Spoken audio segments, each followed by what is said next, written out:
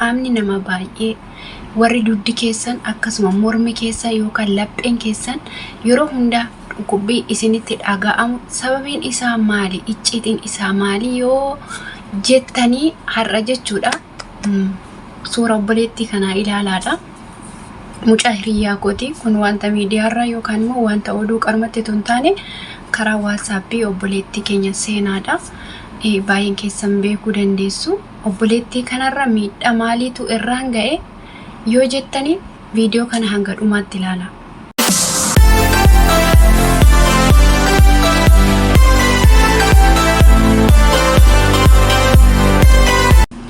Yeroo har'aa kana keessatti keessumaa jechuudha ijoollee keenya biyyoota arabaa keessaa hojjetaniif dhaamsa guddaa akkasuma immoo anillee akkasi jettu booda jechuudha. Allee wanta kanatu na mudachaa ture anillee bifa kanaan bilbila fayyadamaa jechuu dandeessu. Obboleettii keenya seenaa yeroo baay'ee jechuudha bilbila yeroo isheen fayyadamtu umarratti mana yaalaa haga geessuu garasiitti ga'e jechuudha. Maaliif jennaani dhuguma yeroo baay'ee jechuudha baay'een keenya bilbila malee hin teenyu jechuudha. Bilbila irraa hin fagaannu. Garuu hojii keenya hojjetachaa jirra. Garuu haa ta'u malee bilbila gadi cabanii jechuudha. Mee suura kana ilaala. Gadi cabanii yeroo dheeraa taa'anii fayyadamuun miidhaa guddaa akka qabu baay'een keenya ofirratti hin beeknu. Yeroo viidiyoo jechuudha viidiyoo nama kofalchiisu haa ta'u diraamaa garaagaraa haa ta'u fiilmii garaagaraa haa ta'u faarfannaa garaagaraa haa ta'u abbaa barbaadan yeroo aggeeffattanii haalli itti isin dhaabbattanii haalli itti isin teessanii aggeeffattan suni mijataa ta'uuf dhiisuusaa nuti of quban qabnu viidiyoo sana ilaaluu qofa malee.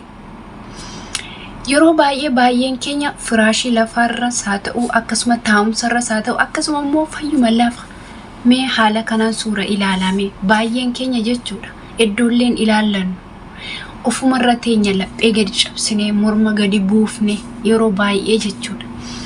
Kuni guyyaa tokko guyyaa lama torbee tokko torbee sadii yookaan waggaa tokko qofaaf miti kan nu miidhu deemsa keessa nu miidhaa adeemachuudha. Obboleettii keenya kana maaltu ishee mudate beektu? Yeroo jalqabaa harkatu na dadhabee jette. Gaafa mana yaala deemtu rakkoo bilbilaatiin jedhanii akkamitti jedheetti. Yeroo baay'ee jechuudha amma yeroo baay'ee jechuudha haalli nuti itti ceebne bilbila fayyadamnu haalli nuti itti dhaabbanne bilbila fayyadamnu boqoo gadi buufne laphee walitti cabsine inni kun deemsa keessa fayyaa keenya miidhaa adeema jechuudha. Obboleettiin keenya mana yaala gaafattu kunoo akkuma suura ishee mormarraa argitan kana laataniifi jechuudha akka jabeessi morma ishee qabu jechuudha. Mormi koo jettee aga hirriba dhabuu garasiitti na dhukkubee jette. Sinii galee mitiire doktariin gaafa akkas na qabullee baay'ee na dhukkubee jette. Ergasii mucaan tokko waan lafee wayii wal gadhiiste wayii natti fakkaatetti sagalee ishee waasaappiirra hin jira garuu asirratti isinii fiduudhaaf haasaa biraa waan keessa jiruuf waraabne malee jechuudha. Yeroo kana jechuudha obboleettii wayii gaafa walitti naa deebistu akka lafee wayiitu walitti deebi wayii natti fakkaatee jette. Sinii galee mitiire deemsa keenya qaamni keenya gaafa miidhamaa deemu lafeen keenya wal gadhiisaa deemti. Kun immoo jechuudha amma fakkeenyaaf harbuu yookaan immoo maal isiniin jedhu buna beektu firii isaa jechuudha. Gaafa akkasittiin dagaagee firiin isaatti baay'atu gaduma jecha adeema jechuudha.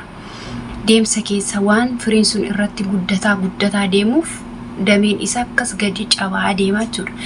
Nutis immoo yeroo dheeraa haalli siistema itti teenyee bilbila fayyadamnu yeroo dheeraa siistema wal fakkaataadha taanaan yeroo tokko waayifaa barbaacha gara darajaa ol baanaa gadi buunaa o'an jennu qorran jennu bakka waayifaan argamtu irratti fiignee ofirra gatteenyee sinii galee mitiire otoo haala mijeeffatiin yeroo dheeraa akkasuma immoo firaashii bakka rafnu irratti illee yoo girgiddaatti hirkanne nutti qorruu danda'a, lafa isaa yoo ejjanne nutti qorruu danda'a. Sinii galee miti yeroo kana firaashii qabnu akkasuma gadi cabne yeroo dheeraaf bilbila fayyadamna. Kuni aqeeqee gara dugda nu dhukkubbii, gara morma nu dhukkubbii, gara laphee cabaatitti gaafa nuti hojii madaamiitti baay'een keessan hin beektu mitire. Miidhama irratti miidhama jechuudha. Sinii galee miti guyyaa dhaabbataa oollee halkan bilbila irratti akkasitti cabaa saayitii hedduu fayyadamuun baay'ee fayyaa keenya irra miidhaa gahaa jiru jechuudha. Mee amma suura koo kana ilaala garaagarummaa isaa jechuudha. Haala kanaatiin fayyadamuun nama hedduutu haala kanaatiin fayyadama jechuudhaani. Siisteemaa isimaa agarsiisuu maaf hin ka'e garuu haa ta'u malee aniyyuu isin keessaa ishee tokkodha jechuudha. Garuu erga obboleettiin keenya akkas jette naafuu naa gali. Dhugaa yeroo baay'ee dugdi na dhukkuba, yeroo baay'ee lapheen na dhukkuba san dhugaa. Yeroo nuti amma hojii jenna sirriidha, hojiin nu dadhabsiisa. Garuu namni baay'een miidiyaa haa hojjetu, miidiyaa hin hojjetiin, kan miidiyaa qabus kan miidiyaa hin qabnes yeroo amma yoo miidiyaan qabdu ta'e inni kaan isa miidiyaa qabu daawwachuudhaaf, inni kaan immoo miidiyaa hojjechuudhaaf baay'een ofirra cabee gadi ta'aa oola jechuudha. Sinii galee mitire yeroo kana namni baay'een ofirratti miidhamaa oola. Guyyaa hojii oollee halkan yeroo rafnullee ganama yeroo kaanu akka nama reebamaa bulee qaamni nu caccaba. Dhugaadha kun. Baay'een keenya hirriba dhabuu ila dhugaa dubbachuuf mee amma jechuudha. Mee haala kanaatiin immoo siisteema suura ka'uu fayyadama. Akkaataan suura ka'ee kanatti immoo bilbila meetaa fayyadama. Garaagarummaa qaba.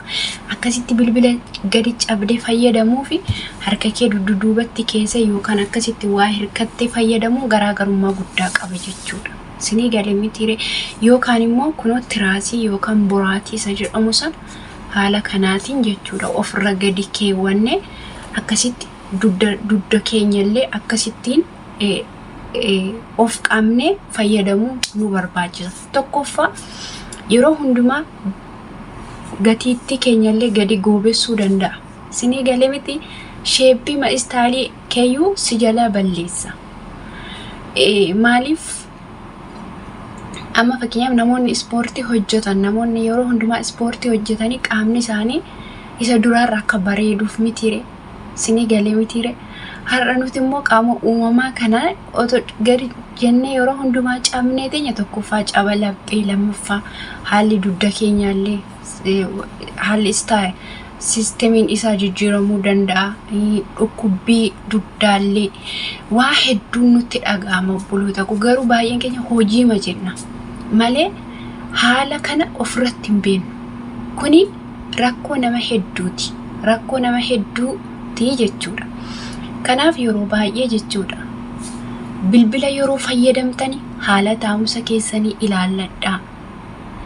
Akkasuma hirriba dhugaa dubbachuuf yeroo ammaa kanatti namni hirriba saayitii isaa hirribaaf iddoo laatee rafaa hin jiru jechuudha. Otoo akkasitti teenya otoo akka nama ibiddarra laballabamaa bulee miidiyaarra fiigaa bulluuti lafti nutti bareeti. Boru hojiitti gaafa kaatu fuulli kee siiresiidha, qaamni kee hundi dadhabaadha.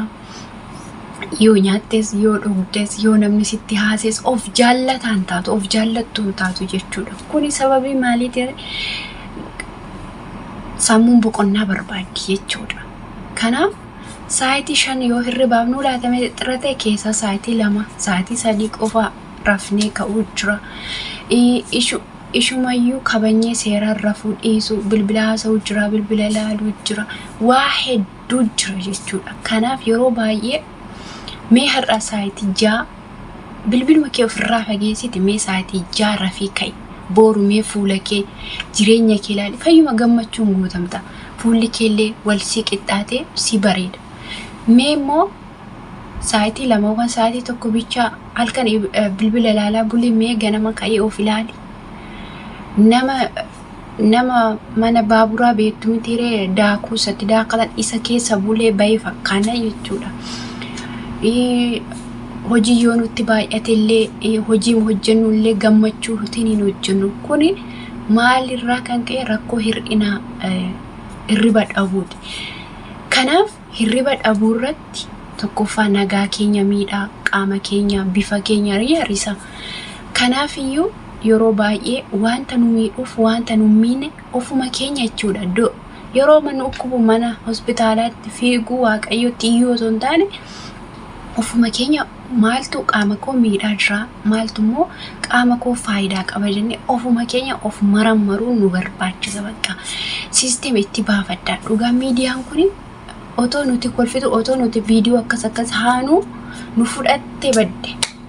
Kanaaf iyyuu daangaatti godhachuu qabna. Yoo fayyaa taane miti boru kan jiraachuu dandeenya. Kanaaf of eeggannoo haa ta'u. Obboleettii kanaa fakkeenya kaniin isin fudhadheef namni baay'een haala kanaa keessa waan jiruuf jechuudha. Anillee ishee tokko jechuudha.